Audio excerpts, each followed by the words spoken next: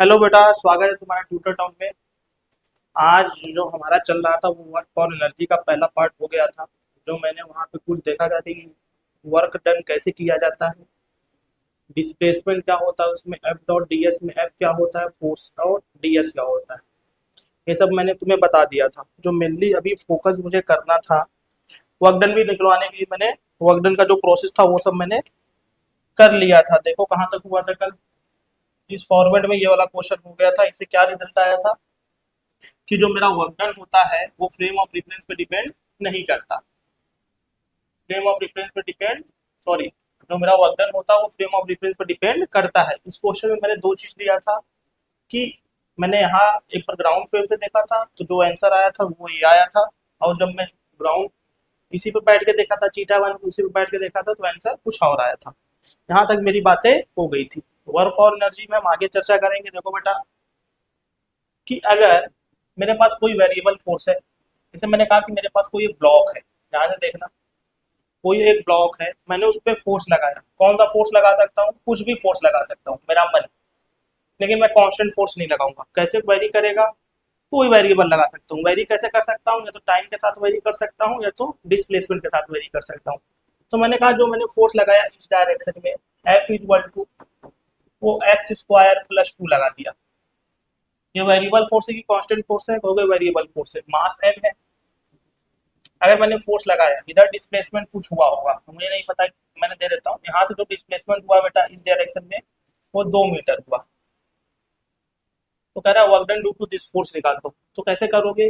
पहली बात तो ये क्वेश्चन में जो फोर्स दिया वो वेरिएबल की कांस्टेंट वेरिएबल, और एक्स थ्री डायरेक्शन में है तो एक्स पे जाकर डीएक्स का एक छोटा सा डिस्प्लेसमेंट ले लेंगे। कितना छोटा था? डीएक्स।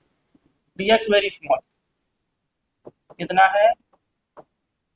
Very small. तो कहोगे बहुत स्मॉल है, तो इसके लिए ये फोर्स क्या मान सकते हैं? जो एफ एक्स है इसको क्या लिख सकते हैं? F x. उसको क्या मान सकते हैं? कांस्टेंट। उसको क्या मान सकते हैं? कांस्टेंट। अब हमें पता है कि डीएक्स डीएक्स डीएक्स जोड़ूंगा तो पूरा डिस्प्लेसमेंट आ जाएगा, तो इंटीग्रेशन का साइन आएगा। और ध्यान से देखो बेटा, तो जो वर्क डन लिखूंगा ड्यू टू दिस फोर्स, वो क्या लिखूंगा? F dot D X. F dot D X. DX क्या है? डिस्प्लेसमेंट है एक डायरेक्शन में। फोर्स और डिस्प्लेसमेंट दोनों सेम डायरेक्शन में है, इसलिए cos थीटा कितना हो जाएगा? 1। तो वैल्यू कितनी आ गई? एफ डॉट डी एस का इंटीग्रेशन, एफ की वैल्यू कितनी है? X square plus two D x. Limit लगा दो बेटा।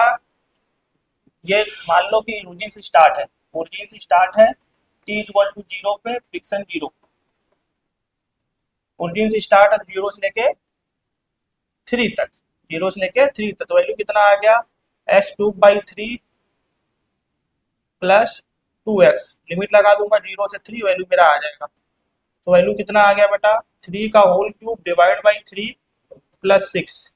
ये मेरा वैल्यू आ गया। ये कटा तो ऊपर बचा स्क्वायर, और थ्री का होल स्क्वायर कितना हो गया? 9 प्लस 6 आ गया 15 joule.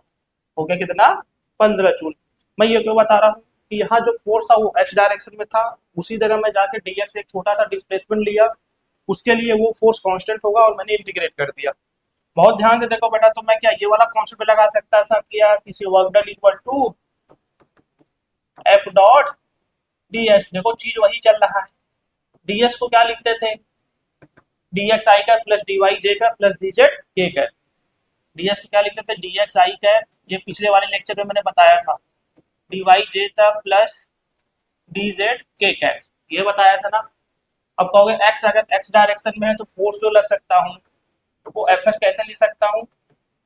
X square plus two. किस डायरेक्शन में है? आई डायरेक्शन में। सबको पुट कर दो तो वर्क डन देखो क्या मिलेगा? वर्क डन मिलेगा मेरा क्या? F dot D x. D x को रखूंगा डी एक्स वाई, तो x square plus two, D x को क्या लिख सकता हूँ? डी एक्स आई कैप प्लस डी वाई जे कैप प्लस डी जेड के कैप। डॉट प्रोडक्ट लूंगा तो इसके साथ मल्टीप्लाई होगा, आई के साथ आई। तो ध्यान से देखो यही फिर आ गया क्या? D x square by D x. Integrate coordinate लिखने को जीरो जीरो कॉमा कहाँ तक गया बेटा? Three comma zero. एक्स में वैल्यू कर रहा जीरो से थ्री, वैल्यू कितना आ जाएगा? 15।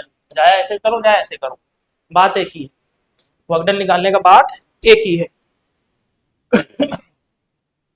आगे बढ़ते हैं। देखो बेटा, तो सर जो फोर्स होता है जो वर्क डन होता है अगर एक्स डायरेक्शन में है कैसे लिख सकता हूँ, F dot D X, F dot D x.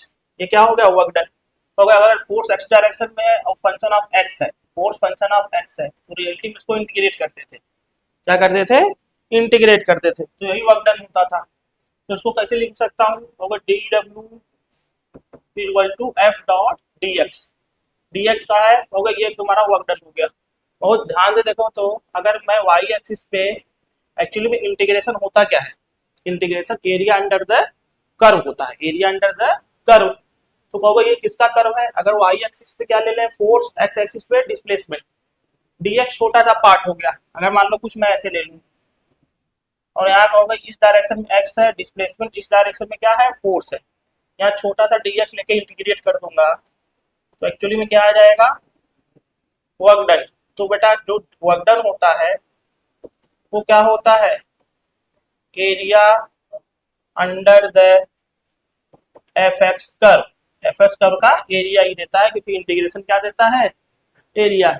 अगर ये एरिया पॉजिटिव आया, एरिया क्या है, पॉजिटिव, तो वर्क डन भी क्या होगा, पॉजिटिव, तो वर्क डन भी क्या होगा, पॉजिटिव। अगर एरिया निगेटिव आया तो निगेटिव वर्क डन होगा, सिंपल सी बात है। तो एफ एस कर्व का एरिया क्या देता है, work done, F S curve का एरिया क्या देता है, वर्क डन। फॉर एग्जांपल कि मेरे पास दो एरिया है, पहला है ये एक्स एक्सिस, ये वाई एक्सिस, एक्स एक्सिस पे फोर्स लिया, वाई एक्सिस पे एक्स लिया, कुछ ऐसे एरिया जाके ऐसे कम हो गया, ये बोला फोर्स 10 न्यूटन, ये बोला 2 मीटर, ये 4 मीटर, तो वर्क डन कितना होगा बताओ, हो गए वर्क डन बताने के लिए area under the F S curve.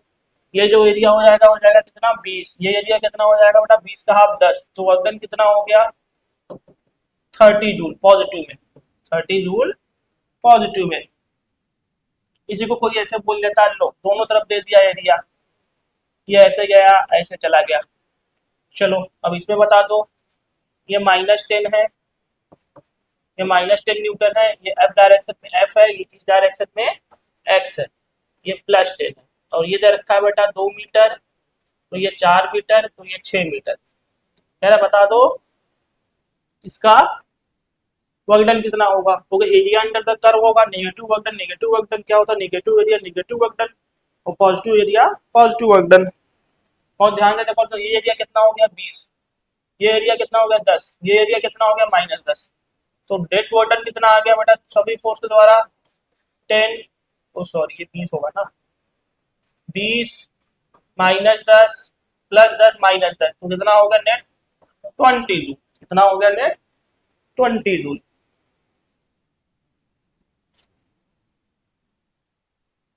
ये समझा,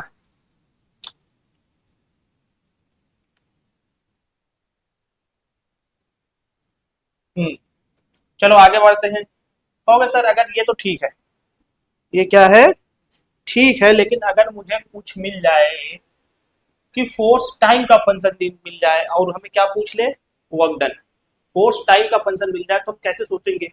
पहली बात तो वर्क डन निकालने के लिए क्या होता है formula, F dot D s या F dot D x, D x लिखेंगे तो फोर्स किस डायरेक्शन में होगा, एक्स डायरेक्शन में होगा, एफ डॉट डी एच, दोनों सेम डायरेक्शन, तो एफ डॉट डी एच को एफ मल्टीप्लाई डी एच लिख देते हैं। लेकिन मैं फोर्स का फंक्शन वो ना देके मैं टाइम का फंक्शन दे दिया, कि मेरे पास कोई मास एम है, फोर्स लगा F equal to 2t, F equal to 2t, तो बोला find find work done in 3 second, in 3 second के बाद तुम्हारा वर्क डन बता दो, तो कैसे करोगे इसको, इसको कैसे करोगे, इसको करने का एक ही तरीका है, देखो ध्यान से, तो इसको करने का तरीका एक तरीका देखो। पहली बात तो अगर एफ एक्स होता तो मैं क्या लिखता, वर्क डन लिखने का तरीका क्या था, F dot D x, x हमें पता है तो मेरा काम बन जाएगा, लेकिन ये टाइम का फंक्शन है, किसका फंक्शन है, टाइम का। तो वर्क डन कैसे लिखूंगा, तो वर्क डन लिखने का तरीका क्या हो जाएगा, F dot D x, time का फंक्शन है तो मैं वेलोसिटी बना सकता हूँ क्या, ऊपर नीचे डी टी से मल्टीप्लाई कर दिया, ये देखो क्या बन गया वेलोसिटी, ये क्या बन गया वेलोसिटी। तो एफ कितना है 2t v into D T, अब v is a function of time T खोजना है तो निकाल सकते हैं। ये फोर्स दिया है ना, ये फोर्स दिया है, इसको क्या लिख सकते हैं 2t, इसको क्या लिख सकता हूँ M A equal to 2t। A कितना आ गया 2t बाई एम, ये कितना हो गया 2t बाई एम। तो ए को क्या लिख सकता हूँ dv by dt equal to 2t by M. Integrate कर दिया, लो इंटीग्रेट कर दिया तो v के साथ v चला जाएगा t, तो dv कितना आ गया 2t by M into D T. Integrate integrate करूंगा तो मेरा टाइम आ जाएगा, मैं टाइम पे कोई टाइम टी पे निकाल लेता हूँ, कोई टाइम टी पे निकालता हूँ तो v कितना आ गया 2/m टी स्क्वायर बाई 2। ये कितना हो गया T square by M. Value put कर दिया तो वर्क डन में 2t v की वैल्यू कितनी आ गई T square by M into D T. तो अगर 2/m तो कॉमन हो गया, टी स्क्वायर हो गया T cube into D T. कहाँ से कहाँ तक निकालना है 0 से t इक्वल टू 3 सेकेंड पे, t इक्वल टू 3 सेकेंड पे ये वैल्यू कितनी हो जाएगी 2/m टी पावर 4/4।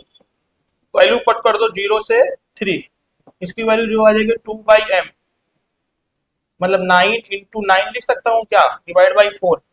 यहाँ बचा 2, तो वैल्यू कितनी आ गई बेटा वर्क डन की, वर्क डन की जो वैल्यू आती है वो देखो 27/2, 27/2m। अगर m गिवन हो तो क्या हम निकाल लेंगे, हाँ अगर as a function of time T दिया रहेगा तो इस तरह से कोई क्वेश्चन सॉल्व करते हैं, इस तरह से कोई क्वेश्चन सॉल्व करते हैं। ध्यान से बेटा, बढ़िया क्वेश्चन, शानदार।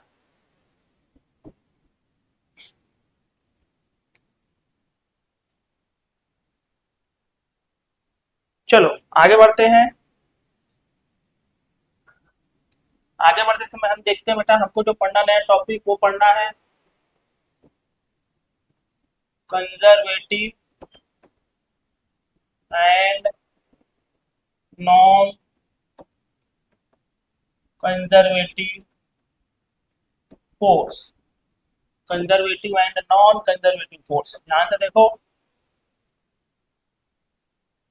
कि मेरे पास मुझे जानना है कि कंजर्वेटिव फोर्स क्या होता है और नॉन कंजर्वेटिव फोर्स क्या होता है। इसको मैं मैथमेटिकली बताता हूँ बेटा, ये कहीं तुम्हें ऐसे जगह किताब उताब में नहीं मिलेगा, तो मैथमेटिकली फील करेंगे क्या होता है कि conservative force non conservative force. चीजें समझ में कम आती है, इसे थोड़ा सा फील करना होगा कि कंजर्वेटिव फोर्स क्या होता है। देखो सिंपल सिंपल बात मैं ले रहा हूँ, पहला एग्जाम्पल ले रहा हूँ F equal to 2i cap plus 3j cap, 2i cap plus 3j cap. ये क्या है फोर्स है, कैसा फोर्स है कांस्टेंट फोर्स है। क्या हम इसका वर्कडन निकाल सकते हैं, वर्कडन निकालना होगा तो मुझे कोऑर्डिनेट पता होना चाहिए।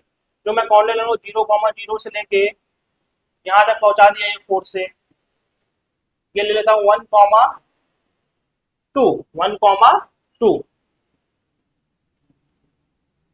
तो हमने कल इसको सिखाया था, इसको लिखने के लिए मेरा तरीका क्या था, जो एफ एक्स कॉन्स्टेंट फोर्स पता है तो डिस्प्लेसमेंट वेक्टर को क्या ले सकते हैं डी एक्स आई कैप प्लस डी वाई जे कैप प्लस डी जेड के कैप। तो वर्कडन कितना हो गया, वर्कडन हो जाएगा F dot D S. Constant force है तो कॉन्स्टेंट का वैल्यू लिखा 2i cap plus 3j cap, D S कितना हो जाएगा डी एक्स आई कैप प्लस डी वाई जे कैप। के है नहीं तो मैंने छोड़ दिया। वैल्यू कितनी होगी बेटा देखो 2 dx लिमिट लगा दो प्लस 3 dy लिमिट लगा दो। ds कहाँ से कहाँ तक वैल्यू कर दिया बेटा 1 से लेके 0 से लेके 1। ये कहाँ से वैल्यू किया 0 से लेके 2, वैल्यू कितनी आ गई 2 इंटू 1 प्लस 3 इंटू 2, 6 2 8, 8 जूल। कितना हो गया 8 जूल। दूसरा केस ले रहा हूँ, दूसरे टाइप का फोर्स ले रहा हूँ, समझ में आएगा बेटा मैं ऐसा क्यों कर रहा हूँ, अभी समझेगा कि ऐसा मैंने क्यों किया। दूसरे टाइप का फोर्स ले रहा हूँ कि ठीक है, एक तो फोर्स कांस्टेंट होता है, एक वेरिएबल फोर्स भी ले लेता हूँ। देखो मैं जो दूसरा केस लिया वो फोर्स लिया एफ इक्वल टू एक्स के फॉर्म में ले सकता हूँ, एक्स के फॉर्म में मतलब ऐसे ले लेता हूँ एक्स स्क्वायर आई कैप प्लस 2i/j कैप। ठीक है, एक्स स्क्वायर आई, तो पहले बताओ ये कांस्टेंट फोर्स की वेरिएबल, कांस्टेंट फोर्स की वेरिएबल हमारे बेसिक पता है, डीएस को क्या मान लेंगे डी एक्स आई कैप डी वाई जे कैप प्लस डी जेड के कैप। हम उसी तरह सॉल्व करेंगे, चाहे वेरिएबल फोर्स हो चाहे कांस्टेंट फोर्स हो, मेरा सब कुछ ही रहेगा। मैं फिर से कोऑर्डिनेट वही ले रहा हूँ 0,0। ये वैरी क्या बेटा फोर्स लगा तो यहाँ पे फोर्स लगा, यही फोर्स तो यहाँ पहुंच गया, इसका कोऑर्डिनेट होगा 1,2। तो वर्कडन कैसे लिखूंगा, वर्कडन लिखते समय लिखूंगा F dot D S. F कितना है बेटा, एक्स स्क्वायर आई कैप प्लस 2 आई जे कैप, और डी एस को क्या लिखोगे, डी एक्स आई कैप प्लस डी वाई जे कैप। डॉट प्रोडक्ट है तो इधर की वैल्यू कितनी हो जाएगी, x square D x, limit लगाओ, प्लस इसकी वैल्यू कितनी हो जाएगी वाई के साथ, 2 वाई डी वाई, लिमिट लगाओ, इसकी वैल्यू कितनी, लिमिट होगा 0, 1 और 0 से 2। बहुत सुंदर, इसकी वैल्यू कितनी होगी, x³ 3 प्लस वाई स्क्वायर, 2 कटेगा, लिमिट लगा दो 0 से 2, इसकी लिमिट लगा दो 0 से 1, तो ये कितना आ गया 1/3, इसकी वैल्यू कितनी आ गई +4, वैल्यू कितनी होगी 12, 13/3 जूल। बहुत सही, ये भी आता है मुझे, हाँ कि ना। एक फोर्स लेता हूँ बेटा, कुछ ऐसा लेता हूँ जो तुम्हें आगे मैथ में आएगा, कहाँ आएगा, मैथ में आएगा। तो ऐसा फोर्स लेता हूँ जो आगे तुम्हें मैथ में की जरूरत पड़ेगी, तो थोड़ा सा लेता हूँ किसी और फॉर्मेट का, देखो कैसा ले रहा हूँ। तो थर्ड फॉर्मेट लिया मैंने, वो लिया F equal to 2xy I cap plus S square J cap. इस तरह का फोर्स का फॉर्मेट ले सकता हूँ, हाँ। चलो इसका वर्क डन निकालते हैं, देखते हैं आता है कि नहीं सही। फिर वही प्रोसेस किया सर, वही कॉन्टेक्ट कहाँ से कहाँ तक वेरी किया, जहाँ से कॉन्टेक्ट थोड़ा फोर्स अप्लाई किया कहाँ तक गया, 1,2 इस तरह का फोर्स है। तो मैं वर्क डन कैसे लिखूंगा, तो वर्क डन इक्वल टू कितना हो जाएगा, F dot D X, F कितना है 2xy जे आई cap plus S square J cap, ये तो मेरा एफ हो गया। डी एस कैसे लिखूंगा, डी एक्स आई कैप प्लस डी वाई जे कैप। चलो okay, dot product direct multiply करूंगा तो वर्क डन कितना हो गया मेरा 2xy dx, लिमिट प्लस 2, ये लिमिट नहीं लगेगा, इसका साथ इसका आ जाएगा, X square D Y integration. मामला फंसा, मामला क्यों फंसा, क्योंकि सर यहाँ पे x वेरिएबल है, x के साथ dx आता है, लेकिन यहाँ पे y आ गया, इसका तो इंटीग्रेशन हमने सीखा ही नहीं है। जब नहीं सीखा तो कैसे करेंगे।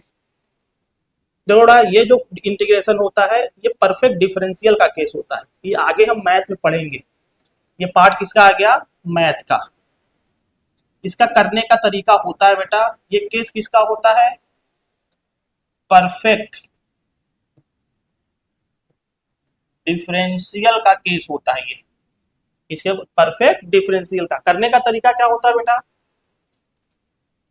जो dx वाला होता है उसका, इस केस को पार्शियल इंटीग्रेट करो x के साथ, पार्शियल इंटीग्रेट करो x के साथ, मैं फिर बोल रहा हूँ पार्शियल इंटीग्रेशन x के साथ, तो कहोगे 2 और y क्या हो जाएगा कांस्टेंट, तो x की वैल्यू कितनी हो जाएगी 2y कांस्टेंट, h का इंटीग्रेशन बेटा कितना हो जाएगा x स्क्वायर बाई 2, तो कितना आ गया बेटा ये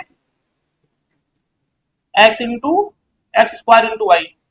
इसका इंटीग्रेशन करो y का, y के साथ पार्शियल इंटीग्रेशन विथ y, तो वैल्यू कितना होगा, कहोगे एक्स स्क्वायर तो कांस्टेंट होगा, dy का इंटीग्रेशन y, देखो दोनों वैल्यू सेम आ गया, दोनों वैल्यू सेम आ गया, तो मैं इसको भी ऐसे भी लिख सकता हूँ क्या, वर्क डन इक्वल टू, इसको डिफरेंशिएशन में लिख दूं ऐसे, D differentiation of X square into Y.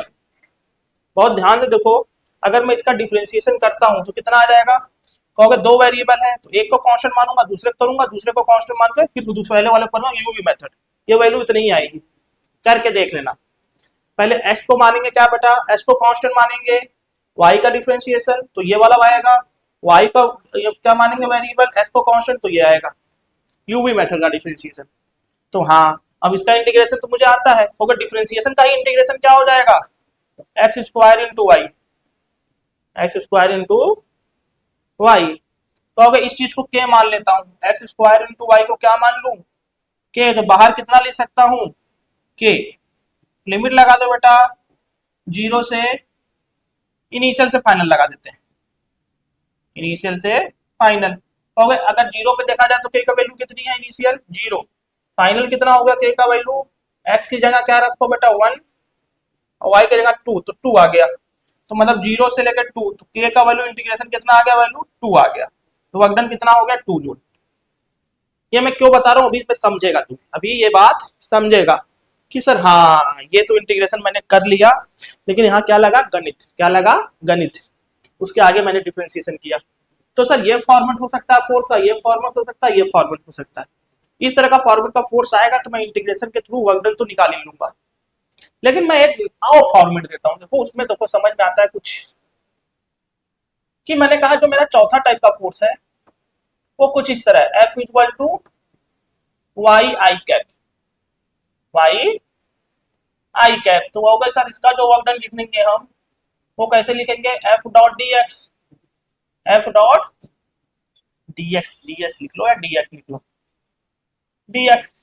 F कितना हो गया, Y I cap dot D x I cap, और वाई जे वाला तो जीरो हो जाएगा, तो वर्क डन कितना हो गया बेटा, ओके डॉट प्रोडक्ट ले लेंगे तो क्या हो जाएगा, Y into D X, Y into D X का इंटीग्रेशन। अब बहुत ध्यान से देखो बेटा कि अगर मैं यहाँ पे दो पॉइंट फिक्स करता हूँ, एक कौन सा कॉर्डिनेट था, 0,0, एक 1,2, 1,2, तो इसका इंटीग्रेशन कैसे करोगे, कहोगे सर इसका इंटीग्रेशन करने में थोड़ा तकलीफ तो होगा, क्यों, क्योंकि अगर y is function of x, अगर y is function of x नहीं पता होगा, पहली बात तो y is function of x होता क्या है, ये कोई इक्वेशन होता है, इक्वेशन क्या बताता है, कोई पाथ। जैसे मुझे ये यहाँ से लेके यहाँ तक मिलाना है, तो मैं ऐसे भी जा सकता हूँ जिसका इक्वेशन अलग होगा, मैं ऐसे भी जा सकता हूँ जिसका इक्वेशन अलग होगा, और मैं ऐसे भी जा सकता हूँ जिसका इक्वेशन अलग होगा। पाथ है ना, इक्वेशन है। अगर मैं y is function of x लिखूंगा, मान लो तुम्हें को बोलो कि सर मैं ये वाला इक्वेशन लूंगा, y is function of x, x square plus y, 10th में हम कैसे लिखते थे, y equal to x square plus 2, 10th में ऐसे लिखते थे, तो इसका अलग इक्वेशन होगा, इसका अलग पाथ होगा। अगर मैं y is function of x दूसरा लिखूं, पहले मैंने बोला इसको W1 वर्क डन हुआ, इसका W2, इसका W3, अगर दूसरा लिखूंगा तो दूसरा के कितना लिख दो, कुछ भी ले लो, अरे मुझे y जब फंक्शन ऑफ x मतलब कि x की वैल्यू चेंज करूंगा तो y की वैल्यू चेंज होगी, तो कोई भी इक्वेशन हो सकता है ना, यहाँ पहुंचने के लिए बहुत पाथ हो सकते हैं। लेकिन ये वाला चीज जो होगा, ये किस पे डिपेंड करेगा, पाथ पे, कि सर इसको चेंज करेंगे पहुंचने के लिए a से b तक के, तो मेरा पाथ चेंज हो जाएगा, तभी हम इंटीग्रेट कर पाएंगे, नहीं तो कर ही नहीं पाएंगे। अगर पाथ रखेंगे तो कहोगे हर पाथ का अलग अलग इक्वेशन होगा, इसलिए बेटा वर्क डन जो होगा हर पाथ के लिए वो सेम नहीं होगा, वो सेम नहीं होगा, हर पाथ के लिए वर्क डन सेम नहीं होगा।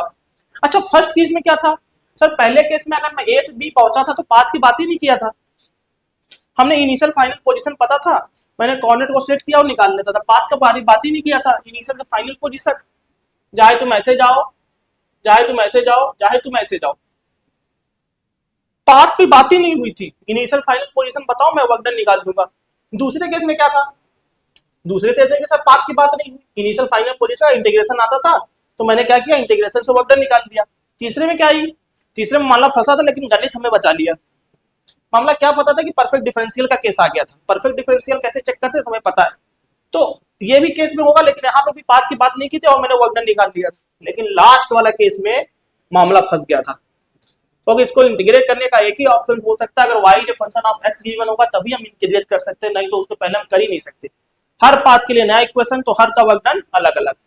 तो कहोगे फर्स्ट की केस में जो वर्क डन था वो पाथ पे डिपेंड नहीं करता था, लेकिन लास्ट वाले केस में जो वर्क डन था वो किस पे डिपेंड कर रहा है, पाथ पे, किस पे डिपेंड कर रहा है, पाथ पे। तो इस तरह फॉर्मेट का बेटा फोर्स बोलते हैं नॉन कंजर्वेटिव फोर्स,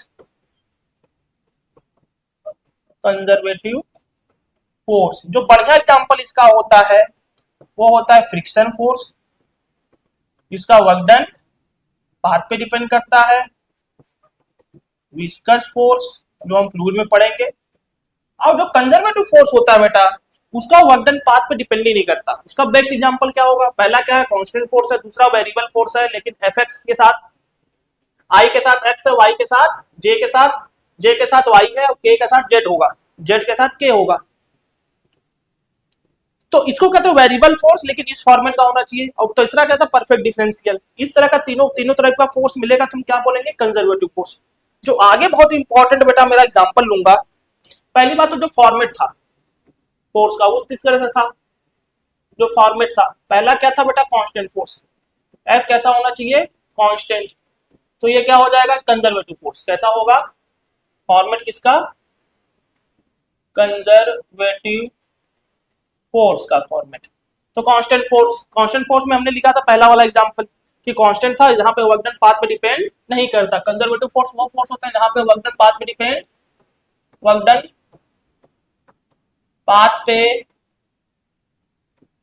डिपेंड नहीं करता। ओहो, तो पहला फॉर्मेट कैसा होगा, कांस्टेंट। दूसरा बड़ा केस कैसा था, हो गई इस तरह का था, जो फोर्स था वो कैसा था, एफ के साथ एक्स के साथ आना चाहिए,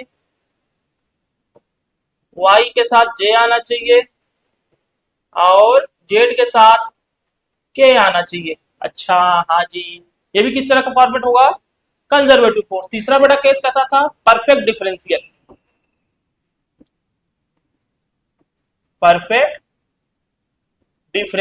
फॉर्मेट।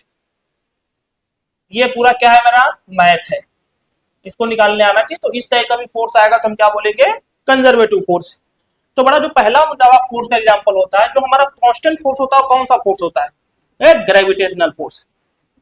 जो हमारा कांस्टेंट फोर्स होता है वो mg होता है, हर जगह कांस्टेंट होता है सरफेस पे, इसलिए कांस्टेंट फोर्स कैसा होता है बेटा, ग्रेविटेशनल। तो ग्रेविटेशनल फोर्स किसका एग्जांपल हो गया,